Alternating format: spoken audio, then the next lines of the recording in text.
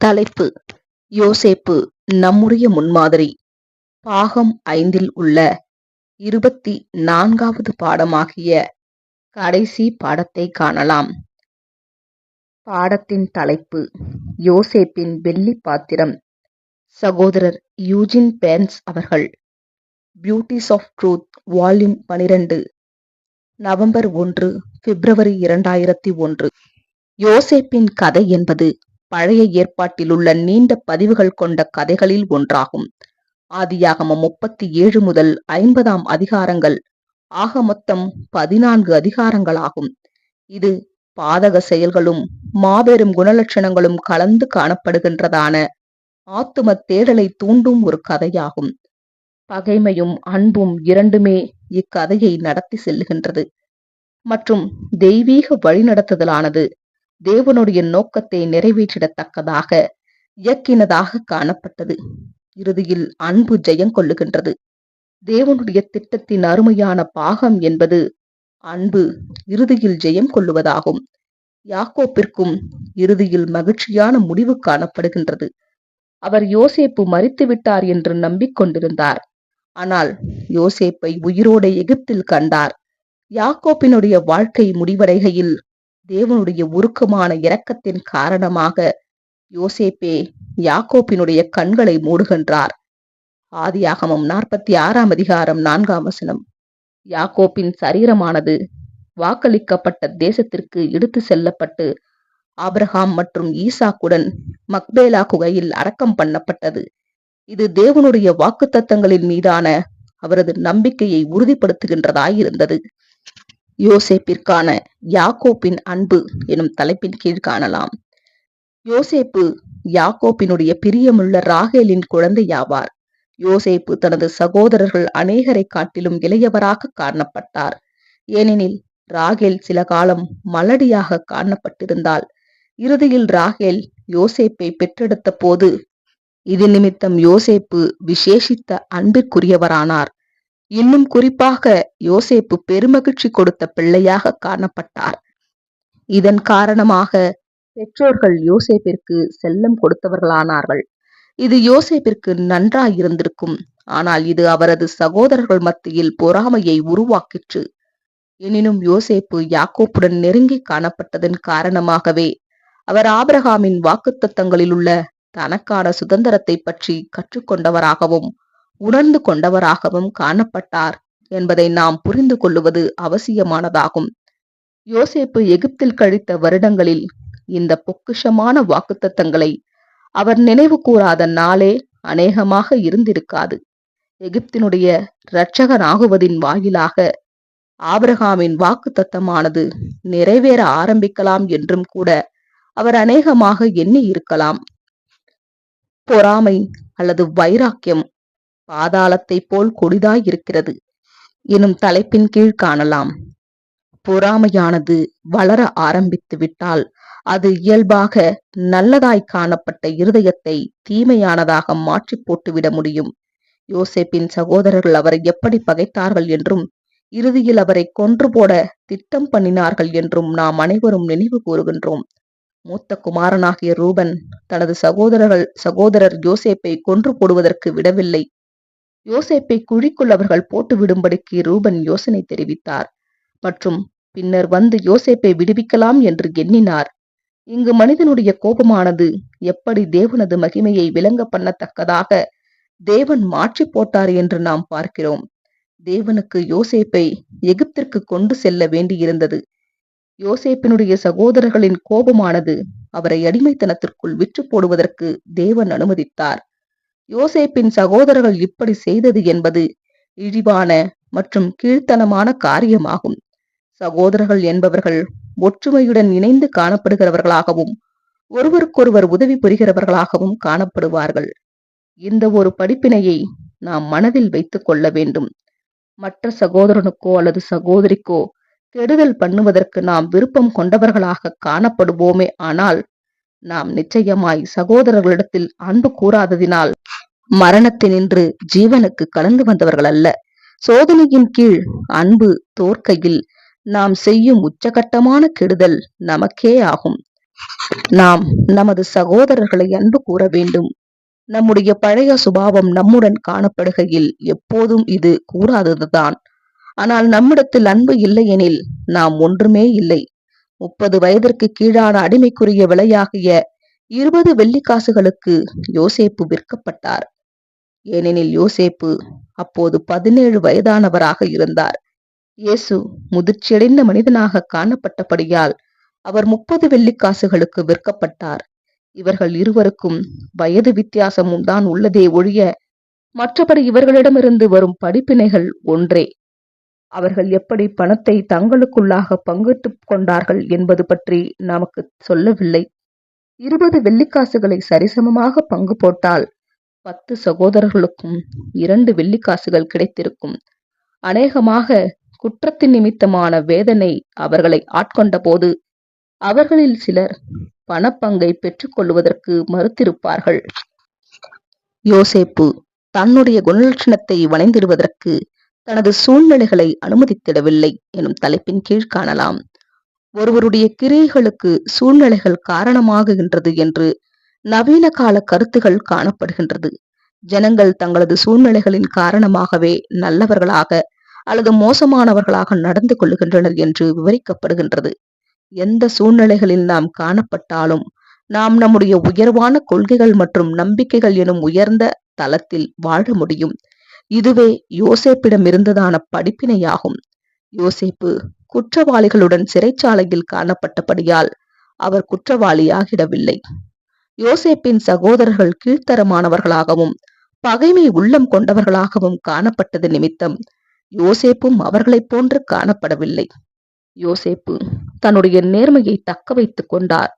அதுவும் இப்படி நேர்மையாய் இருப்பதற்கு பலன் ஏதும் இல்லாமல் தண்டனை மாத்திரமே இருந்த போதிலும் தன்னுடைய நேர்மையை தக்க வைத்துக் கொண்டவரானார்.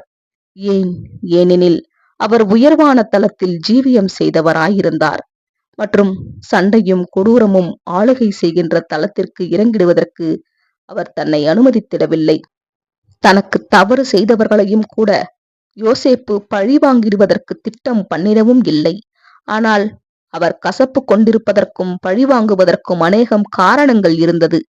அவர் தனது சகோதரர்களினாலும் போத்திபாரினாலும் அவரது பொல்லாத மனைவியினாலும் மற்றும் 2 வருடங்களாக யோசேப்பை பார்வோனிடத்தில் குறிப்பிடுவதற்கு மறந்து போன பானபாத்திரக்காரனாலும் மோசமாய் நடத்தப்பட்டிருந்தார். தேவன் யோசேப்போடே காணப்பட்டார் என்றும் யோசேப்பு செய்த யாவையும் வாய்க்க பண்ணினார் என்றும் ஆதியாகம பதிவானது நமக்கு தெரிவிக்கின்றதாய் இருக்கின்றது. யோசேப்பு எகிப்திற்கு கொண்டு செல்லப்பட்ட போது தேவன் அவரோடு கூட இல்லாதது போன்று தோன்றலாம். போத்திபாருடைய மனைவி அவரை தவறாய் குற்றம் சாட்டின போது தேவன் அவரோடு கூட இல்லாதது போன்று தோன்றலாம். யோசேப்பு சிறையில் கூடுதலாக 2 வருடங்கள் காணப்பட்ட போது தேவன் அவரோடு கூட இல்லாதது போன்று தோன்றலாம். எனினும் தேவன் அவரோடு கூட இருந்து யோசேப்பு எதை செய்தாரோ அதை தேவன் வாய்க்க பண்ணினார். யோசேப்பு பாவம் செய்யாதவராகவும் அறிவு கூர்மையான மற்றும் நியாயமான விதத்தில் மேற்பார்வையிடுவதற்கும் ஒழுங்குபடுத்துவதற்கும் வியக்கத்தக்க திறமை உடையவராகவும் காணப்பட்ட மனிதனாவார். எனினும் அவர் சிறைச்சாலையில் காணப்பட்டு தனது ஜீவியத்தின் சிறந்த சில வருடங்களை அடிமையாக அல்லது குற்றவாளியாக செலவழித்தார். இப்படிப்பட்ட துன்பமான சூழ்நிலைகளில் நம்மில் எத்தனை பேரால் ஜெயம் கொள்ள முடியும்? நமக்கு முன் இருக்கும் பர்வதங்களை தேவன் எடுத்து போட்டு விடமாட்டாரோ என ஏங்குவது விரும்புவது மனித இயல்புதான். ஆனால் தேவனோ நாம் அவர் அருளும் பலத்தினால் பர்வதங்களில் ஏறி செல்லுவதற்கு விரும்புகின்றார். பார்வோனுடைய சொப்பனத்திற்கான அர்த்தத்தை விளக்குவதற்கென யோசேப்பு சிறையிலிருந்து வெளிக்கொண்டு வரப்பட்டார் என்பதையும் பிற்பாடு அவர் எகிப்தினுடைய அதிபதியானார் என்பதையும் நீங்கள் அறிவீர்கள். நான் பார்வோன், ஆனாலும் எகிப்து தேசத்தில் உள்ளவர்களில் ஒருவனும் உன் உத்தரவில்லாமல் தன் கையையாவது தன் காலையாவது அசைக்க கூடாது என்று நாம் ஆதியாகமம் 41 அதிகாரம் 44 வசனத்தில் வாசிக்கின்றோம். இங்கு பார்வோன் தேவனை அடையாளப்படுத்துகின்றார். யோசேப்பு கிறிஸ்துவை அடையாளப்படுத்துகின்றார். பார்வோனுக்கும் மற்றும் யோசேப்பிற்கும் இடையில் எத்தகைய பிரம்மாண்டமான உறவு ஏற்பட்டது, 30 வயதை மாத்திரமே அடைந்தவராகவும் 13 வருடங்களாக அடிமையாகவும் சிறை கைதியாகவும் வாடி வதங்கினவராகவும் காணப்பட்ட ஒரு மனிதனிடத்தில், யோசேப்பினிடத்தில் மலைக்க பண்ணும் எத்தகையதோர் வல்லமை வந்துள்ளதை யோசித்துப் பாருங்கள். யோசேப்பின் உத்தரவில்லாமல் ஒருவனும் தன் கையையாவது தன் காலையாவது அசைக்க கூடாது என்ற கட்டளை பிறப்பிக்கப்பட்டிருக்குமானால் அவருக்கு கொடுக்கப்பட்ட வல்லமை எத்தனை பரந்தது என்பதை கற்பனை பண்ணி பாருங்கள். இக்கட்டளையானது மிகைப்படுத்தின நடையிலேயே கொடுக்கப்பட்டுள்ளது. எனினும் இது யோசேப்பு ஒரு முழு வல்லமையையும் அதிகாரத்தையும் கொண்டிருந்தார் என்பதை குறிப்பிடுகின்றதாய் இருக்கின்றது. பூரண விளைவுடைய 7 வருடங்கள் என்பது சுவிசேஷ யுகமாகிய கிருபையின் காலத்தில் கிறிஸ்துவுக்குள்ளாக தேவனால் அருளப்பட்ட கிருபையையும் தாராளத்தையும் அடையாளப்படுத்துகின்றதாய் இருக்கின்றது. 7 வருட பஞ்சகாலம் என்பது கிறிஸ்து பிரதானமாய் ஆளுகை செய்ய போகின்றதான மத்தியஸ்தர் ராஜ்யத்தை அடையாளப்படுத்துகின்றதாய் இருக்கின்றது. அந்த ராஜ்யத்தில் ஒருவனாலும் தன்னுடைய சொந்த நீதியில் நிற்க முடியாது. மத்தியஸ்தர் ஜனங்களை நீதியினுடைய இம்மியும் பிசகாத கோரிக்கைகளிலிருந்து பாதுகாப்பார். கிறிஸ்து ஜனங்களை ஆதரிப்பார், தாங்குவார். பஞ்சம் கொடிதாக்குகையில் ஜனங்கள் பார்வோனின் ஊழியக்காரர்களாகத்தக்கதாக தங்கள் உடைமைகளையும் தங்களையும் விற்க வேண்டியிருந்தது. இக்காரியமானது எப்படி அனைத்து மனிதர்களும் தங்களை தேவனிடத்தில் அர்ப்பணிக்க வேண்டும் என்பதையும், எப்படி மனிதர்கள் அனைவரும் கிறிஸ்து ராஜ்யத்தை பிதாவினிடத்தில் ஒப்புவிக்கையில் முற்றிலும் தேவனுக்கு தங்களை அர்ப்பணித்தவர்களாக இருப்பார்கள் என்பதையும் சித்தரித்து காட்டுகின்றது. ஜனங்கள் ஜீவிப்பதற்கான ஒரே வாய்ப்பு நிஜமான யோசேப்பு அவர்கள் மீது வைக்கும் நிபந்தனைகளை ஏற்றுக்கொள்வதன் மூலமே ஆகும். மனுக்குலம் சொந்தமாய் மனித பரிபூரணத்தை அடைவது வரையிலும் தேவனுடைய சிங்காசனத்திற்கு முன்பு நிற்பதிலிருந்து அவர்களை பாதுகாக்கக்கூடிய மத்தியஸ்தரின் நீதி அவர்களுக்கு அருளப்படுவது அவசியமாகும். நிஜமான யோசேப்பினுடைய ஏற்பாடுகள் இல்லாமல் அவர்கள் அனைவரும் மரித்து போவார்கள் மற்றும் அவர்களால் ஒருபோதும் பூரணத்தையோ அல்லது தங்களுக்கு சொந்த நீதியையோ அடைந்திட முடியாது. நாமோ நம்முடைய ஜீவியங்களை இக்காலத்தில் சுவிசேஷ யுகத்தில் அர்ப்பணிப்பதற்கு அனுமதிக்கப்பட்டிருக்கின்றோம். கிருபையின் காலத்தின் போது நாம் நம்முடைய உடைமைகளையும் நமது சித்தங்களையும் தேவனிடத்தில் ஒப்பு கொடுக்கின்றோம். ராஜ்யத்தில் நம்முடைய வேலையானது மனிதர்களை சுய சித்தத்திற்கு தரித்திரராக்குவதும் அவர்களை தேவனுடைய சித்தத்திற்கு கீழாக கொண்டு வருவதும் ஆகும். நிஜமான யோசேப்பு வைத்திருக்கும் உணவை வாங்க வேண்டுமானால் அவர்கள் தங்கள் பொக்கிஷமான உடைமைகளை எல்லாம் கையளித்து விட்டு காலியாக்கி கொள்ள வேண்டும் மற்றும் இறுதியாக தங்களையும் ஒப்புயர்வற்ற தேவனிடத்தில் முழுமையாய் கையளித்திட வேண்டும். யோசேப்பு கொண்டிருக்கும் இந்த உணவை அவர்கள் உண்கையில் அவர்கள் நீதியில் வளர்கின்றவர்களாய் இருப்பார்கள். ஆதியாகமம் 47 அதிகாரம் 24, 25 வசனங்கள். இஸ்ரவேலர்கள் 10ல் 1 பங்கை தசம பாகமாக ஆசாரியர்களுக்கும் லேவியர்களுக்கும் கொடுக்க வேண்டியவர்களாயிருந்தார்கள். யோசேப்பு எகிப்தியர்களை பார்வோனுக்கு 5ல் 1 பங்கை கொடுக்க பண்ணினார். தேவனுடைய ராஜ்யத்தில் 2 மடங்கு தசம பாகம் கொடுத்தல் வேண்டும். இக்காரியங்களானது யோசேப்பை தாராளமானவர் போன்று காண்பிப்பதில்லை. ஆனால் இவைகளே நித்திய ஜீவனுக்கான நிபந்தனைகளாகும். வெள்ளாடு வகுப்பார் இவ்வேற்பாட்டினை விரும்புவதில்லை. இவர்கள் ராஜ்யத்தினுடைய நிபந்தனைகளின் கீழ் கொஞ்சம் எரிச்சல் அடைவார்கள் மற்றும் தங்களுக்கு தாங்களே சிறந்த நிபந்தனைகளை ஏற்படுத்திக் கொள்வதற்கு விருப்பமுடையவர்களாய் இருப்பார்கள். மனுக்குலமானது உண்மையில் 5ல் 4 பங்கு கொண்டிருப்பார்கள் என்பதையும் அது அவர்கள் தேவையை விட மிக அதிகமானதே என்பதையும் நாம் புரிந்து கொள்ள வேண்டும். மனுக்குலமானது தங்கள் பிரயாசங்களில் 5ல் 1 பங்கை மாத்திரம் பொதுவான நன்மைகளுக்கென்று கொடுப்பார்களானால் இந்த உலகமானது எவ்வளவு ஐஸ்வர்யமாய் காணப்படும். தேவன் எப்போதாவது பூமியிலிருந்து பணத்தை எடுத்துக் கொண்டது உண்டா? இல்லை, அவர் ஒருபோதும் அப்படி செய்வதும் இல்லை. எனினும் மனுக்குலத்தினுடைய நன்மைக்கென்று மனுக்குலம் செய்கிறவைகளை தேவனும் கிறிஸ்துவும் தங்களுக்கே செய்ததாக கருதி கொள்ளுவார்கள். நீர் பார்வோனுக்கு ஒப்பாய் இருக்கிறீர். ஆதியாகமம் 44 அதிகாரம் 18 வசனம். இவைகள் யோசேப்பிடம் யூதா பேசிட்ட வார்த்தைகளாகும். ஆம், தேவன் அருளின வல்லமையையும் அதிகாரத்தையும் கிறிஸ்து செயல்படுத்துவார். அநேகமாக யோசேப்பு இப்படியான அதிகாரத்தில் காணப்படுகின்றார் என்பதற்காக எகிப்தியர்கள் கோபம் கொண்டிருந்திருக்கலாம். எகிப்தியர்கள் யோசேப்பினுடைய அதிகாரத்தை உதறித்தள்ள முற்பட்டிருக்கலாம் என்று நான் எண்ணுகின்றேன். எனினும் யோசேப்பினுடைய அதிகாரத்தின் கீழிலிருந்து வெளியேறுவதற்கு பார்வோன் ஒரு எகிப்தியனை கூட விடவில்லை. கிறிஸ்து இப்பொழுது நம்முடைய தலையாக இருக்கின்றார். நாம் இப்பொழுது இக்காலத்தில் தலையை பற்றி கொள்ளவில்லை எனில் அக்காலத்தில் உலகம் அவரது தலைமைத்துவத்தை ஏற்றுக்கொள்ளும் என்று நாம் எதிர்பார்த்திட முடியாது. கிறிஸ்துவனுடைய மனவாட்டியாக விரும்புபவர்கள் இப்பொழுதும் எப்பொழுதும் கிறிஸ்துவனுடைய தலைமைத்துவத்தை ஏற்றுக்கொள்வதற்கு விருப்பமுள்ளவர்களாய் காணப்பட வேண்டும். வேறு சிந்தையுடையவர்கள் அவருடைய மனவாட்டியாகிட முடியாது. மேன்மையான அதிகாரத்திற்கு கடும் போட்டி எனும் தலைப்பின் கீழ் காணலாம். உலகத்தில் ஏற்பட்ட பெரும்பான்மையான வலி மற்றும் பாடுகளானது அதிகாரம் பெற்றுக்கொள்ளுவதற்கென முயற்சி செய்கின்றதான பிசாசு மற்றும் சுயநலமான மனிதர்களிடமிருந்தே வந்ததாய் இருக்கின்றது.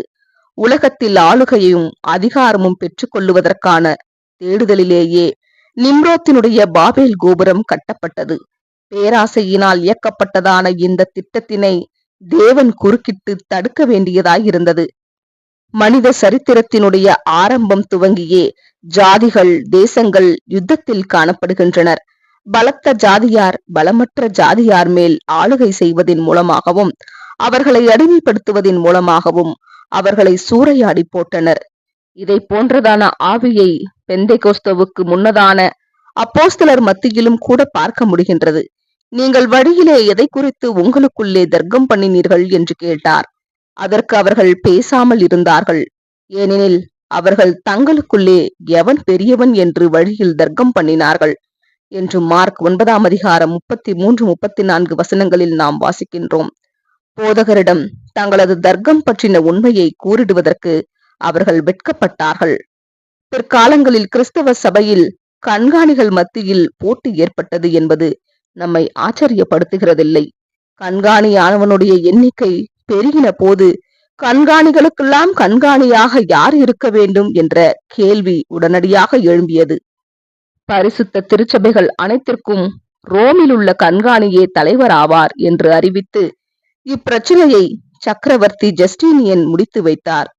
அப்போது துவங்கி உலகத்தையும் மனித மனங்களையும் கட்டுப்படுத்தி ஆளும் ஆசையுள்ள ராஜாக்கள் மற்றும் குருமார்கள் ஆண்ட இருண்ட யுகத்திற்குள்ளாக உலகமானது அமிழ்ந்து போனது.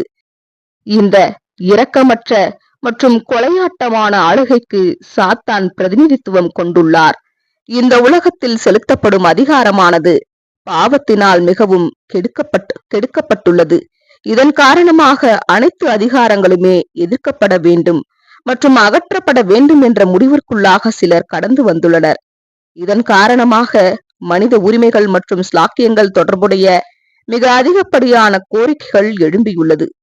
உரிமைகளுக்கான இந்த தேடலில் பெரும்பாலும் அனைத்து அதிகாரங்களும் எதிர்க்கப்படுகின்றன மற்றும் ஜனங்கள் மனிதனுக்கான அதிகாரம் வரையறையற்றதாக காணப்பட வேண்டும் என கற்பனை பண்ணிக்கொண்டு காணப்படுகின்றனர். அதிகாரத்தின் மீதான கட்டுப்பாடு எதிர்க்கப்படுகின்ற மற்றும் மறுக்கப்படுகின்ற காலப்பகுதியில் நாம் வாழ்ந்து கொண்டிருக்கின்றோம். உலகத்தினுடைய இந்த ஒழுங்கின்மையின் ஆவியானது நம் இரத்தத்திற்குள் ஊடுருவுவதற்கு நாம் அனுமதித்திடக் கூடாது. கிறிஸ்துவினுடைய தலைமைத்துவத்தை விரும்புகின்றவர்களையும் ஏற்றுக்கொள்ளுகின்றவர்களையும் தான் தேவன் தேடிக்கொண்டிருக்கின்றார் என்பதை நாம் நினைவில் கொண்டிருக்க வேண்டும். நம்முடைய ஜீவியங்களில் தினந்தோறும் கிறிஸ்து நம்முடைய தலையாக காணப்பட வேண்டும். உயிர்த்தெழுதலிலும் நாம் சதா காலமும் கிறிஸ்துவினுடைய தலைமையின் கீழேயே காணப்படுவோம். யோசேப்பிடம் இருந்துள்ள படிப்பினை என்னவெனில், அவர் முழு அதிகாரத்தையும் செயல்படுத்தினவராக காணப்பட்ட போதிலும் அவர் தன்னை முழுமையாக பார்வோனுடைய அதிகாரத்தின் கீழே வைத்து கொண்டவராக காணப்பட்டார். அதாவது கிறிஸ்து எப்போதும் தமது பிதாவினுடைய தலைமை அதிகாரத்தை அங்கீகரித்தது போல யோசேப்பும் காணப்பட்டார். அவருக்கு எந்த கட்டுக்கடங்காத ஆசைகளும் இருக்கவில்லை. கட்டுப்பாடற்ற ஆசைகளானது லூசிபரை அழித்து போட்டது.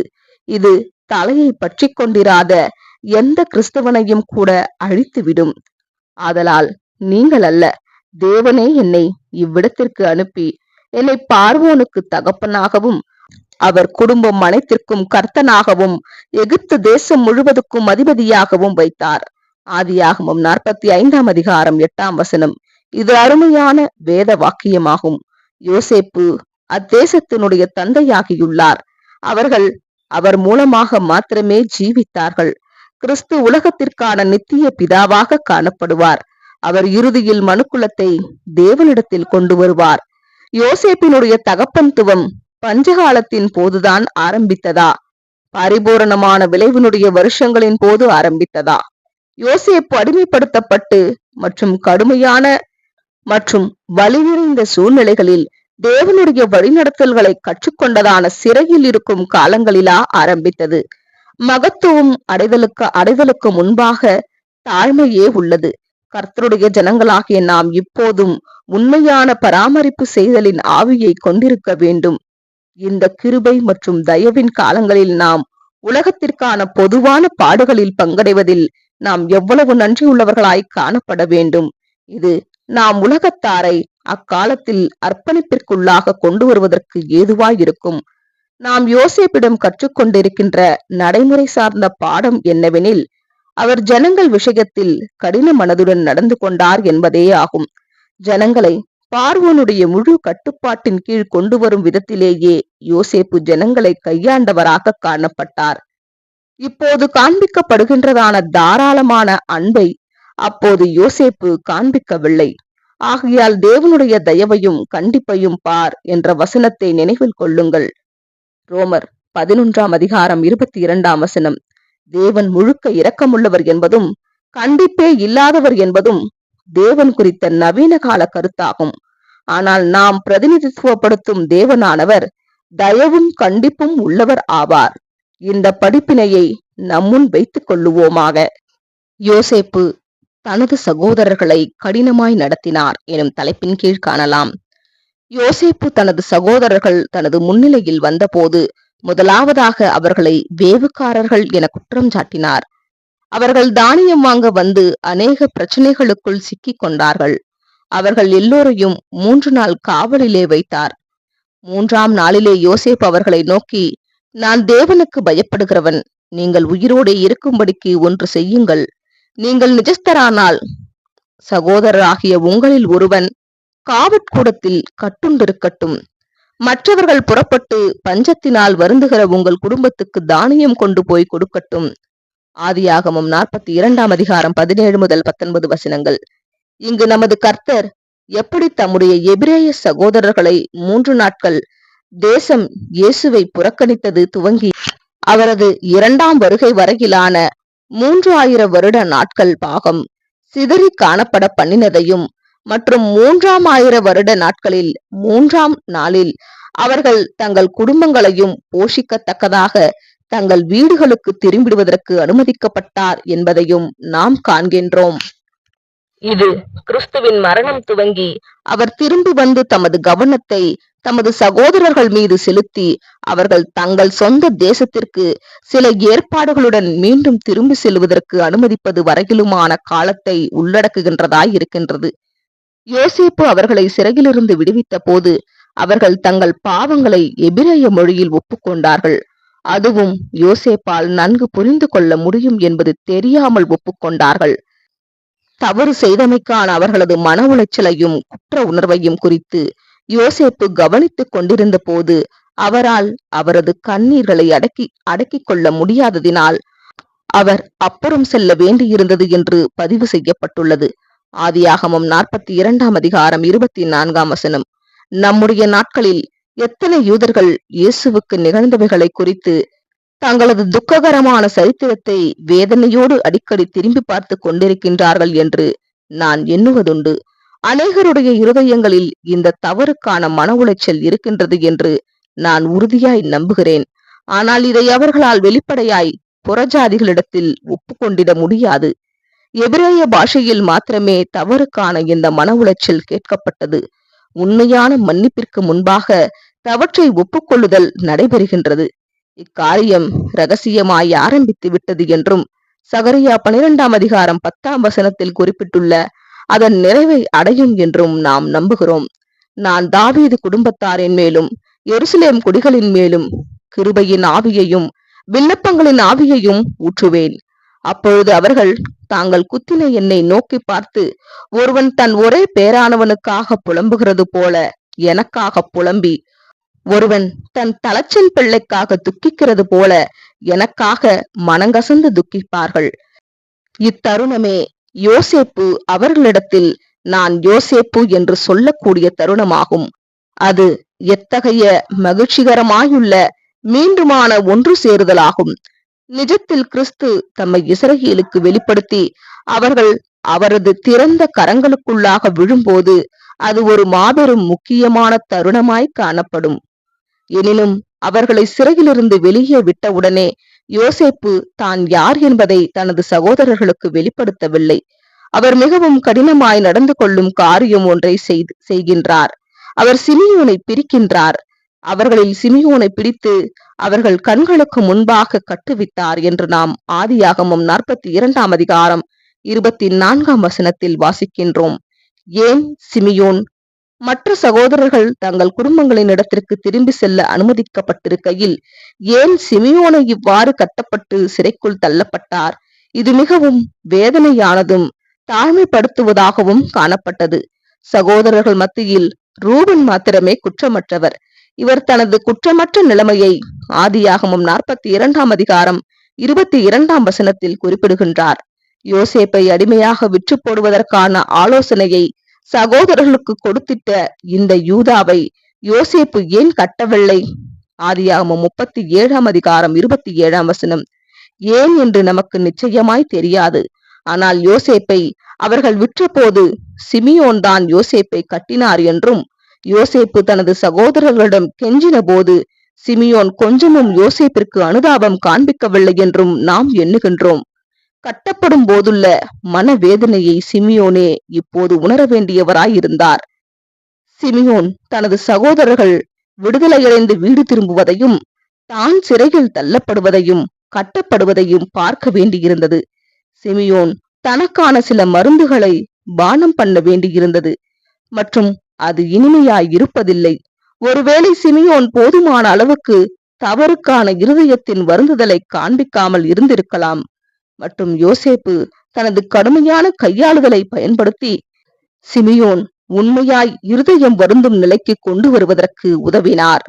ஒரு விஷயத்தை இங்கு கவனிக்கவும். அதென்னவெனில், யூதாசும் மற்ற சகோதரர்களும் சிமியோனுக்காக எந்த மன்றாட்டையும் ஏறெடுக்கவில்லை.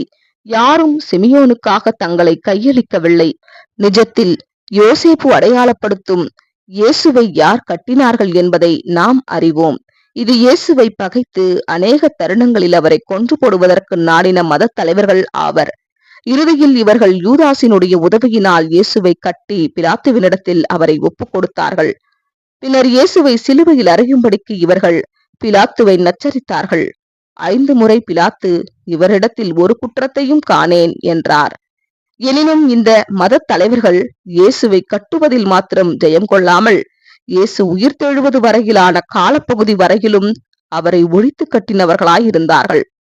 யோசேப்பின் இயேசுவின் சகோதரர்கள் சிதறடிக்கப்படுதல் எனும் சிறைச்சாலையினின்று விடுவிக்கப்பட்டு அவர் முன் நிற்கையில் சிமியோன் நம்முடைய நாட்களில் உள்ள யாருக்கு நிழலாக இருக்கின்றார்?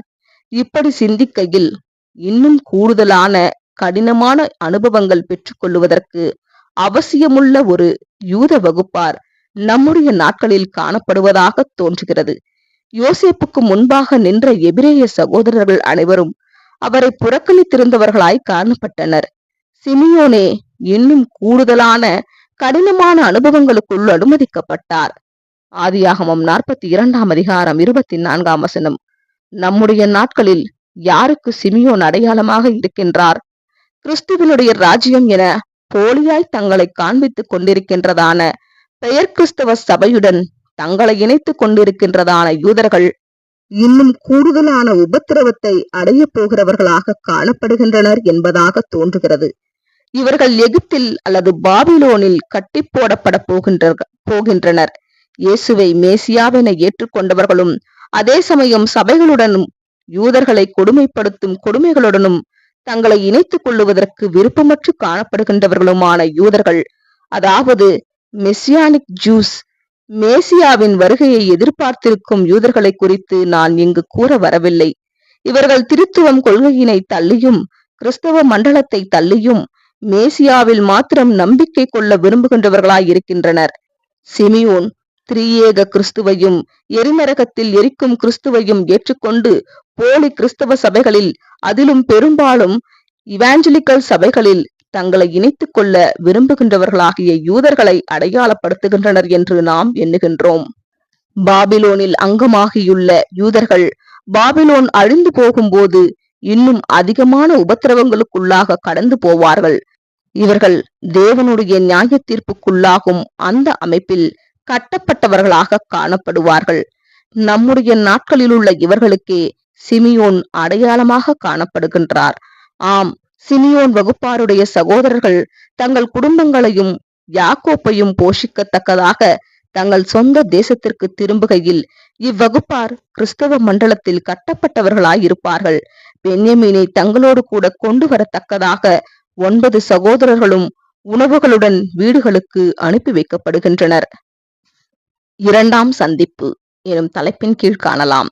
யோசேப்பு தனது சகோதரர்களை ஆசீர்வதித்தல்.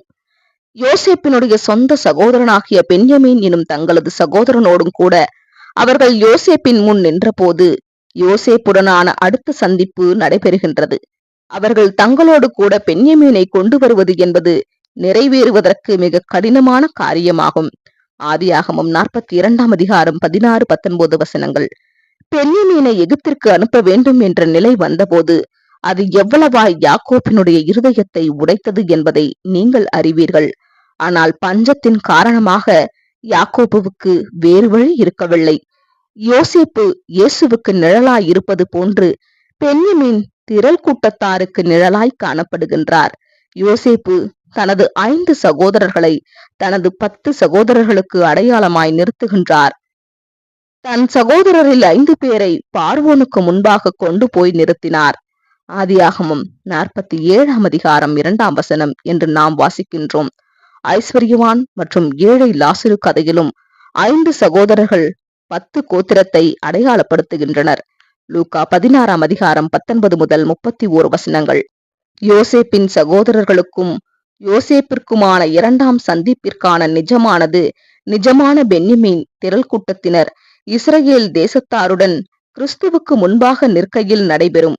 பென்யமீன் 5 புத்தியில்லாத கன்னிகைகளை அடையாளப்படுத்துபவராயிருப்பினும் இவர் தனது சகோதரனாகிய யோசேப்பை புறக்கணிக்கவில்லை என்பதை கவனிப்பதற்கு சுவாரஸ்யமாய் இருக்கின்றது. பென்யமீன் தனது சகோதரர்கள் புரிந்த குற்றத்தில் பங்குடையவர் அல்ல.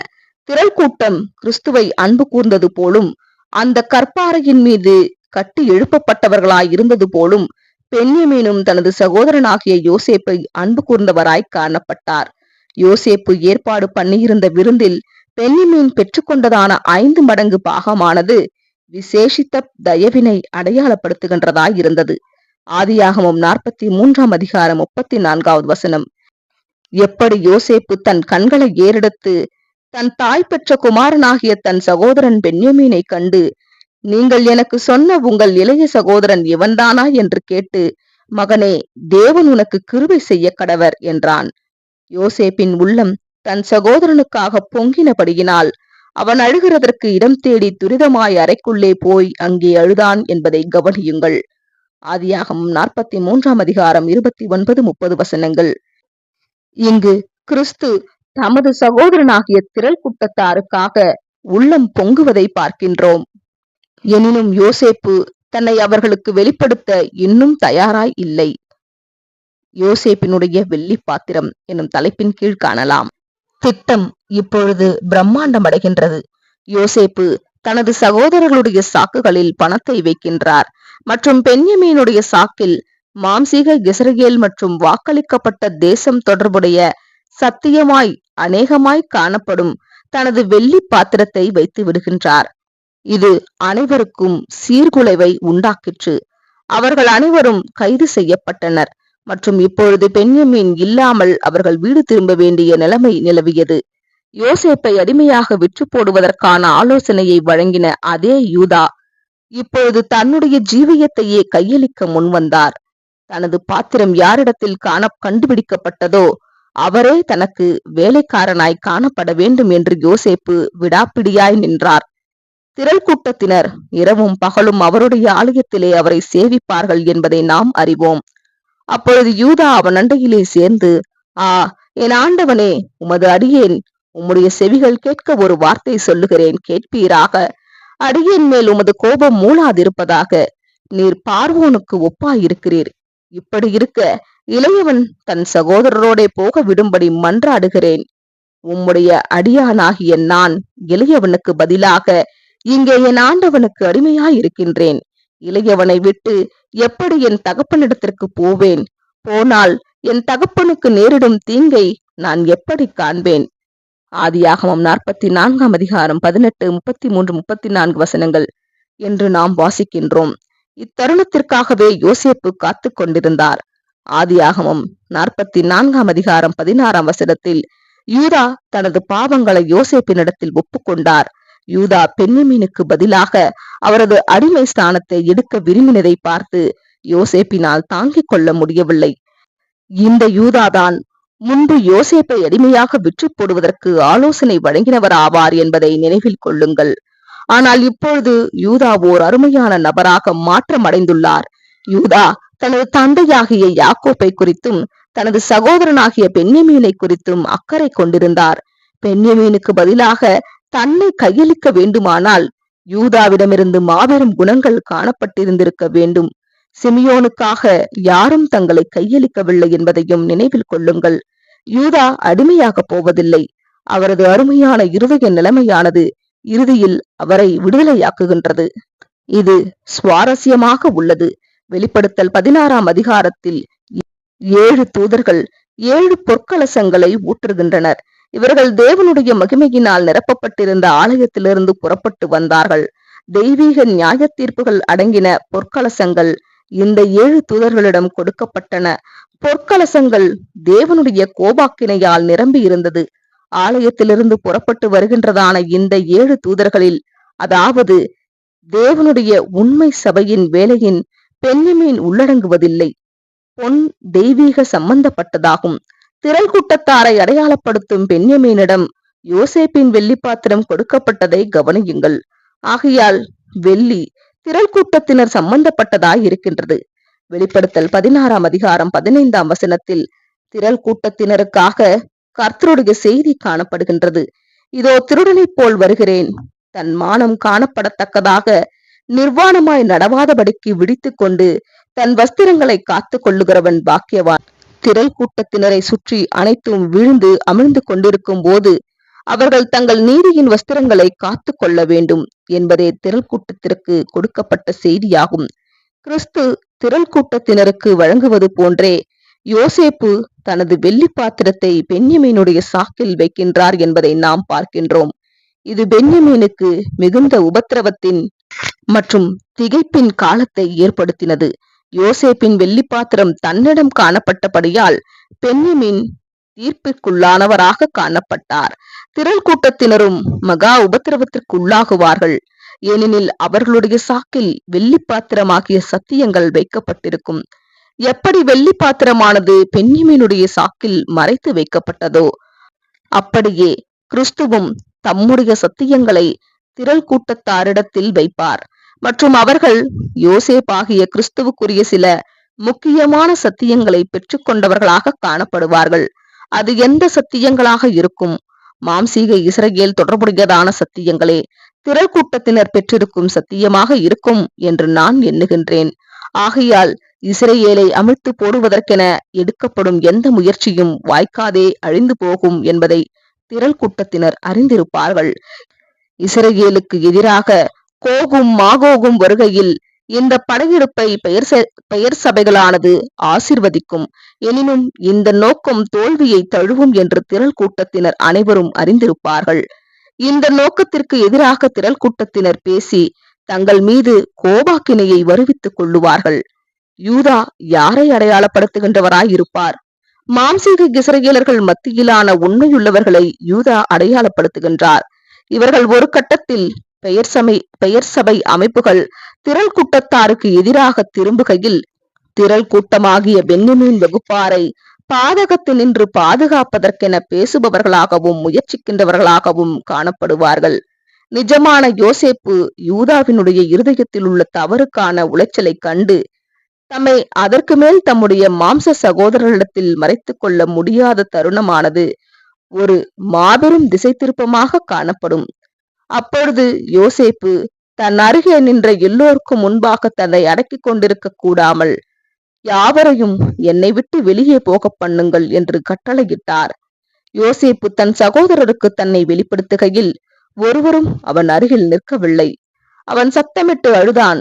அதை எகிப்தியர்கள் கேட்டார்கள். பார்வோனின் வீட்டாரும் கேட்டார்கள். யோசேப்பு தன் சகோதரரை பார்த்து, நான் யோசேப்பு என்றார். ஆதியாகமம் 45 அதிகாரம் 1 முதல் 3 வசனங்கள். தனது சகோதரர்களுக்கான தனது உணர்வுகளை யோசேப்பு உலகமாகிய எகிப்தியர்களிடமிருந்து மறைக்க முயற்சிக்கின்றார். ஆனால் சீக்கிரத்தில் கிறிஸ்து தம்மை தம்முடைய மாம்சீக சகோதரர்களுக்கு வெளிப்படுத்தியுள்ளார் என்பதை அனைவரும் உணர்ந்து கொள்ளுவார்கள். இது அருமையாய் இருக்கின்றதல்லவா? கோகினுடைய படையெடுப்பு வீழ்ச்சியடையும் போது திரள் கூட்டத்தினர் மகா உபத்திரவத்தில் இந்த பூமியை விட்டு கடந்து போவார்கள். இவ்விதமாய் நான் அநேக ஜாதிகளின் கண்களுக்கு முன்பாக என் மகத்துவத்தையும் என் பரிசுத்தத்தையும் விளங்க பண்ணி அறியப்படுத்துவேன். அப்பொழுது நான் கர்த்தர் என்று அறிந்து கொள்ளுவார்கள்.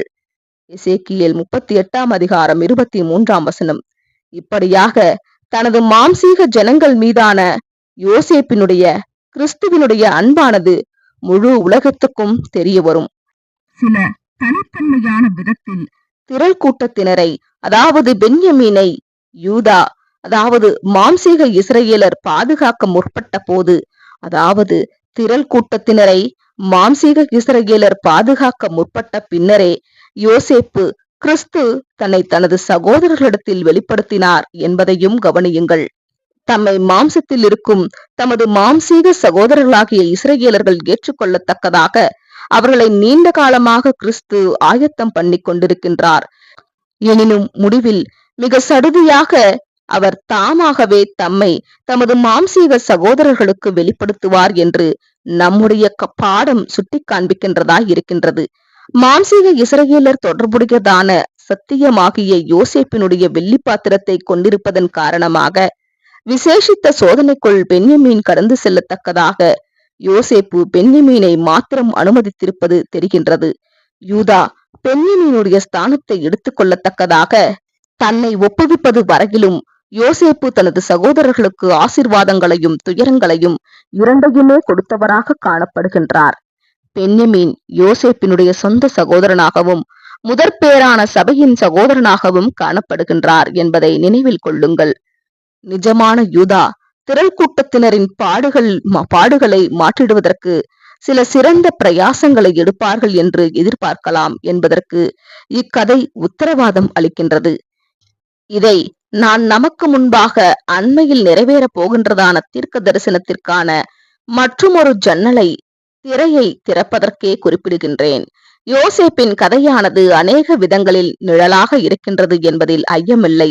திரள் கூட்டத்தாருக்கும் கிறிஸ்துவுக்கும் யூதாவுக்கும் கோகின் படையெடுப்பிற்கும் அர்மகதோனுக்கும் இடையிலான சம்பந்தங்களை நாம் புரிந்திடுவதற்கு உதவியாகவே அநேகமாக இந்த நிழலான கதை கொடுக்கப்பட்டிருக்கலாம். கிறிஸ்துவின் சகோதரர்களாகிய திரள் கூட்டத்தாரை பாதுகாக்கத்தக்கதாக சிறந்த விதத்தில் செயல்படுவதன் மூலமே அல்லாமல் வேறெந்த விதத்தில் யூதா வகுப்பார் தங்கள் தவறுக்கான உண்மையான மன உளைச்சலையும் அருமையான இருதய நிலைமையையும் காண்பிக்க முடியும். இப்படி செயல்படுவதன் மூலம் திரள் கூட்டம் காப்பாற்றப்படுகிறதில்லை.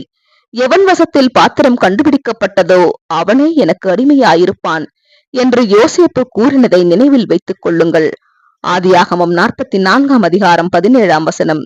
திரள் கூட்டத்தினர் சிங்காசனத்திற்கு முன்பாக தேவனுடைய ஆலயத்தில் நின்று அவரை சேவிப்பார்கள். யூதாவினுடைய மன்றாட்டே கிறிஸ்து தம்முடைய இருதயத்தை தமது மாம்சீக சகோதரர்களிடத்தில் திறக்க செய்தது. 7 வருடங்கள் விதைத்தல் அல்லது நடுதல் இல்லை எனும் தலைப்பின் கீழ் காணலாம். ஜனங்கள் 7 வருட பஞ்ச காலத்தின் போது ஜீவிக்க முடிந்ததற்கான காரணங்களில் ஒன்று அவர்கள் 7 வருடங்கள் விதைக்கவோ அல்லது நடவோ இல்லை என்பதை அறிந்து கொள்ளுவது முக்கியமானதாகும். ஒருவேளை ஜனங்கள் விதைத்திருப்பார்களானால் அவர்களால் தொடர்ந்து ஜீவித்திருக்க முடியாது. பஞ்சம் கொடிதாகிக் கொண்டிருந்த போது எகிப்தியர்களுடைய இருதயங்களை திகில் ஆட்கொண்டிருக்க வேண்டும் என்பதில் நமக்கு நிச்சயமே. அறுவடைக்காக அவர்கள் தானியங்களை நட விரும்புவது இயல்பே. யோசேப்பிற்கு கீழ்ப்பட்டிருப்பதன் மூலமாக மாத்திரமே அவர்களால் தொடர்ந்து ஜீவிக்க முடியும். தேசத்தில் இப்பொழுது 2 வருஷமாய் பஞ்சம் உண்டாகி இருக்கிறது. இன்னும் 5 வருஷம் உழவும் மறுப்பும் இல்லாமல் பஞ்சம் இருக்கும். ஆதியாகமம் 45ஆம் அதிகாரம் 6ஆம் வசனம் என்று நாம் வாசிக்கின்றோம். 7 வருட பஞ்ச காலத்தின் முடிவில் அவர்கள் அடுத்து விதைத்ததை குறித்து பின்னும் யோசேப்பு ஜனங்களை நோக்கி, இதோ இன்று உங்களையும் உங்கள் நிலங்களையும் பார்வோனுக்காக வாங்கிக் கொண்டேன். இதோ உங்களுக்கு கொடுக்கப்படுகிற விதைத்தானியம், இதை நிலத்தில் விதையுங்கள் என்று வாசிக்கின்றோம். ஆதியாகமம் 47ஆம் அதிகாரம் 23ஆம் வசனம். அப்போது அவர்கள் தங்கள் அறுவடையில் 1/5 பங்கை பார்வோனுக்கு, அதாவது தேவனுக்கு அல்லது பொது நலனுக்கு கொடுக்க வேண்டியவர்களாய் இருந்தார்கள். விசுவாசத்தினாலே யோசேப்பு இஸ்ரவேல் புத்திரர் எகிப்து தேசத்தை விட்டு புறப்படுவார்கள் என்பதை பற்றி தன் அந்நிய காலத்தில் பேசி தன் எலும்புகளை குறித்து கட்டளை கொடுத்தான். எபிரேயர் 11ஆம் அதிகாரம் 22ஆம் வசனம். இது யோசேப்பின் சார்பிலான முக்கியத்துவமுள்ள அர்த்தம் நிறைந்த செய்கையாகும். யோசேப்பால் எகிப்திலேயே மகா நினைவு தூண்களை உடைய கல்லறை ஒன்றை சுயமாய் கட்டிக்கொள்ள முடியும்.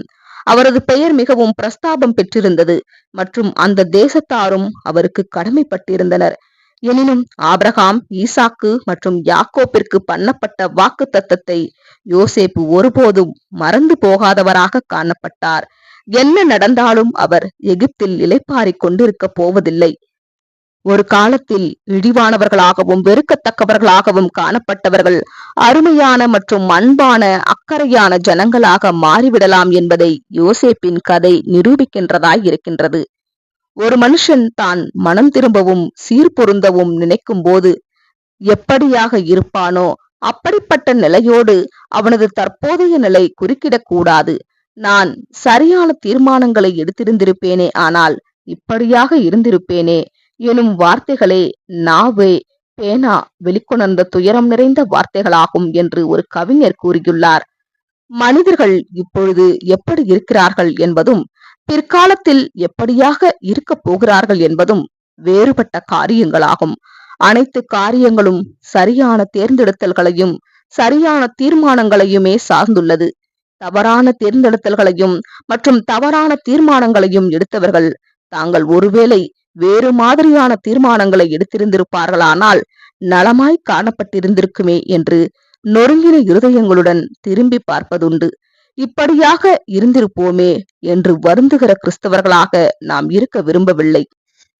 பென்யமீனை குறித்து மீண்டும் பார்க்கலாம் எனும் தலைப்பின் கீழ் காணலாம். சிமியோனை காட்டிலும் நாம் உண்மையில் பென்யமீன் மீதே அதிக கவனம் செலுத்துகின்றோம்.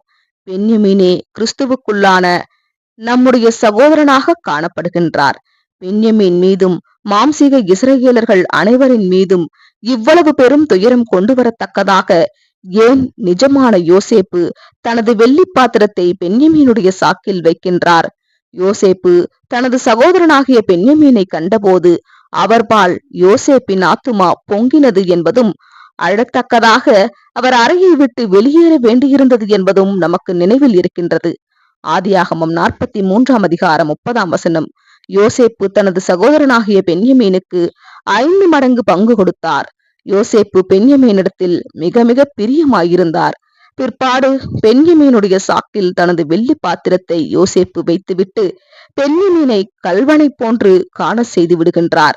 எதுவும் பொருந்தாதது போன்று தோன்றுகிறது. பென்யமீன் சொல்லர்த்தமாகவே யோசேப்பினுடைய அடிமையாகுவதற்கான எந்த அபாயத்திலும் உண்மையில் காணப்படவில்லை. அப்படித்தானே? தான் மிகவும் நேசித்த சகோதரனுக்கு எந்த தீங்கும் வருவதற்கு யோசேப்பு நிச்சயமாய் அனுமதிக்க மாட்டார். தனது தந்தையாகிய யாக்கோப்பிடமிருந்து தனது சகோதரர்கள் பென்யமீனை மிகவும் சிரமப்பட்டே கொண்டு வந்திருக்கிறார்கள் என்பதையும் யோசேப்பு அறிவார். தனது தந்தைக்கு இன்னும் வேதனை உண்டாக்குகின்றதான எதையும் நிச்சயமாய் யோசேப்பு செய்ய போகிறதில்லை. தனது சகோதரர்களை பரீட்சித்து பார்க்கவே யோசேப்பு இந்த வெள்ளி பாத்திரத்தை பென்யமீனுடைய சாக்கில் வைத்தார். பென்யமீன் மீது தீங்கு வருவது போன்று நிலைமை காணப்பட்டால் அவர்கள் என்ன செய்ய போகிறார்கள்? யோசேப்பை அடிமையாக விற்று போடுவதற்கு ஆலோசனை தெரிவித்த அவரது சொந்த சகோதரனாகிய யூதா அன்பும் அக்கறையும் உள்ள மனிதனாக மாறியிருப்பதை யோசேப்பு கண்டபோது அவர் மிகுந்த மகிழ்ச்சிக்குள்ளானார். பென்யமீன் இல்லாமல் தாங்கள் திரும்ப வேண்டிய நிலை ஏற்பட்டுள்ளதை உணர்ந்த யூதா தன் தகப்பனாகிய யாக்கோப்பிற்காக பயம் கலக்கமடைந்தார். அவரது குமாரனாகிய யோசேப்பை அவர்கள் அவரிடமிருந்து ஏற்கனவே பறித்து விட்டனர். அவர்களால் பென்யமீன் இல்லாமல் திரும்பி செல்ல முடியாது. ஆகையால் பென்யமீனுக்கு பதிலாக யூதா தன்னை கையளிக்கின்றார். இக்கட்டத்தில் இதற்கு மேல் ஒரு கணம் கூட யோசேப்பால் தன்னை தன்னுடைய சகோதரர்களிடத்தில் மறைத்துக் கொள்ள முடியவில்லை. எகிப்தியர்கள் அனைவரையும் அறையிலிருந்து வெளியேற கட்டளையிட்டு யோசேப்பு மிகவும் சத்தமிட்டு அழுதார். எகிப்தியர்கள் அனைவரும் அவர் அழுவதை கேட்கும் அளவிற்கு அவர் மிகவும் சத்தமாய் அழுதார். இதுவும் கிறிஸ்துவுக்கு நிழலே. தமது மாம்சீக சகோதரனும் இஸ்ரேலின் முன்னணி கோத்திரமுமாகிய யூதா செய்த தவறுக்கான மன உளைச்சலை வார்த்தைகளினால் வெளிப்படுத்துவதற்கு மாத்திரமல்லாமல் தனது சகோதரனாகிய பென்யமீனை காப்பாற்றத்தக்கதாக அடிமையாக பாடுபடுவதற்குரிய விருப்பத்தினை வெளிப்படுத்திடுவதற்கும் நிஜமான யோசேப்பு காத்து கொண்டிருக்கின்றார். அத்தருணத்திலேயே கிறிஸ்து தம்மை தம்முடைய சகோதரர் அனைவருக்கும் மற்றும் உலகத்திற்கும் வெளிப்படுத்திடுவார். இக்கட்டம் வருவது வரையிலும் யோசேப்பு அவர்களிடத்தில் கொஞ்சம் கடினமாகவே நடந்து கொண்டார் என்பதை நினைவில் கொள்ளுங்கள். யோசேப்பு அவர்களை தொடர்ந்து அழுத்தம் நிறைந்த மற்றும் கலக்கம் நிறைந்த சூழ்நிலைகளுக்குள்ளாக அனுமதித்தார். எனினும் அனைத்திலும் அவர் அவர்களுக்கு மிகுந்த உபகாரியாகவே காணப்பட்டார். அவருடைய தாராளத்தினால் மாத்திரமே அவர்கள் ஜீவிப்பதற்கான ஆகாரங்களை அல்லது ஏற்பாடுகளை பெற்றவர்களாயிருந்தார்கள். இவைகளெல்லாம் எப்படி இனிவரும் நாட்களில் சம்பவிக்கும் என்பது பற்றி நமக்கு நிச்சயமாய் தெரியவில்லை. அர்மகதோன் உச்சகட்டம் அடைகையில் மற்றும் கிறிஸ்தவ மண்டலமான தேசங்கள் எருசலேமை எதிர்பாராத நேரத்தில் தாக்கப் போகையில் அப்போது இஸ்ரேல் குறித்ததான சத்தியங்கள் பென்யமீனுடைய திரள் கூட்டத்தினருடைய சாக்குகளில் வெளியே வருவதற்கு வாய்ப்புண்டு. இஸ்ரேல் மற்றும் எருசலேமிற்கு எதிரான தங்களுடைய சிலுவை போரை திரள் கூட்டத்தினர் கண்டிப்பின் நிமித்தமாய் பெயர் சபைகள் திரள் கூட்டத்தினருக்கு எதிராக எழும்புவார்கள். இக்கட்டத்தின் போது மாம்சீக இஸ்ரேலர்கள் மத்தியிலுள்ள உண்மையுள்ளவர்களாகிய சிலர் திரள் கூட்டத்தை காப்பாற்றத்தக்கதாக பேசுவார்கள். இது திரள் கூட்டத்தினரை காப்பாற்ற போகிறதில்லை. ஏனெனில் திரள் கூட்டத்தினர் இறுதியில் ஜெயங்கொண்டு தேவனுடைய சிங்காசனத்திற்கு முன்பாக நிற்கத்தக்கதாக மகா உபத்திரவத்தின் வழியாய் வர வேண்டும். மாம்சீக இஸ்ரேலர்களில் உள்ள உண்மையுள்ளவர்களை அடையாளப்படுத்துகின்றதான யூதா திரள் கூட்டத்தாரை அடையாளப்படுத்தும் பென்யமீனுக்கு பதிலாக தன்னை கையளிப்பது வரையிலும் கிறிஸ்து தம்மை மாம்சீக இஸ்ரேலர்களுக்கும் உலகிற்கும் வெளிப்படுத்துவதில்லை என்பதே இப்பாடத்தினுடைய ஒட்டுமொத்த கருத்தாகும். அத்தருணத்திலேயே கிறிஸ்து நான் உங்கள் சகோதரனாகிய யோசேப்பு என்று கூறுவார். இறுதியில் அருமையான சகோதர சகோதரிகளே, நாம் இன்று ஏன் இங்கிருக்கின்றோம் என்பதை நினைவில் வைத்துக் கொள்ளுங்கள். தேவனுடைய சத்தியத்திற்கு மாத்திரமே நாம் ஜீவிக்க வேண்டும் மற்றும் அதற்காக மாத்திரமே நாம் மரிக்கவும் வேண்டும். ஆமேன். என் ஆத்துமாவே, காலம் குறைவாய் உள்ளது. வழியில் நடக்காமல் கலங்கிக் கொண்டிருப்பதற்கு காலமில்லை. சுகபோகமாய் இருப்பதற்கு காலமில்லை. விளையாடி திரிவதற்கு காலமில்லை. உலக பிரகாரமான சிநேகங்களுக்கோ அல்லது சந்தோஷங்களுக்கோ காலமில்லை. உலக பிரகாரமான பாரங்களுக்கோ அல்லது வேடிக்கைகளுக்கோ காலமில்லை. என் ஆத்துமாவே, காலம் குறைவாய் உள்ளது. முறுமுறுப்பதற்கோ அல்லது குறை கூறிடுவதற்கோ காலமில்லை. இருதயத்தின் வலிகளுக்கு செவி சாய்த்திடுவதற்கு காலமில்லை. கண்ணீர் விடுவதற்கோ அல்லது துக்க கீதம் இசைப்பதற்கோ காலமில்லை. இன்னும் எவ்வளவு தூரம், எவ்வளவு காலம் என்று கேட்பதற்கு காலமில்லை. என் ஆத்துமாவே, காலம் குறைவாய் உள்ளது. ஆம், காலம் குறைவுதான். எனினும் போதுமான நேரம் உள்ளது. மிக செங்குத்தும் கரடு முரடுமான உந்தன் வழியில் ஓடிடுவதற்கே. இரவு வருவதற்கு முன்பு முதிர்ந்திருக்கும் வயல்களை அறுத்திடுவதற்கு மாத்திரமே காலம் உள்ளது. இதற்கு மாத்திரமே என் ஆத்துமாவே, இதற்கு மாத்திரமே காலம் உள்ளது. உந்தன் இருதயத்தை தூய்மைப்படுத்திடுவதற்கு மாத்திரமே காலம் உள்ளது. உந்தன் அழைப்புதனை உறுதிப்படுத்திடுவதற்கு மாத்திரமே காலம் உள்ளது. கிறிஸ்துவுடன் என்றென்றும் ஆளுகை செய்திடத்தக்கதாய் கதவு வழியாய் பிரவேசித்திடுவதற்கு மாத்திரமே காலம் உள்ளது.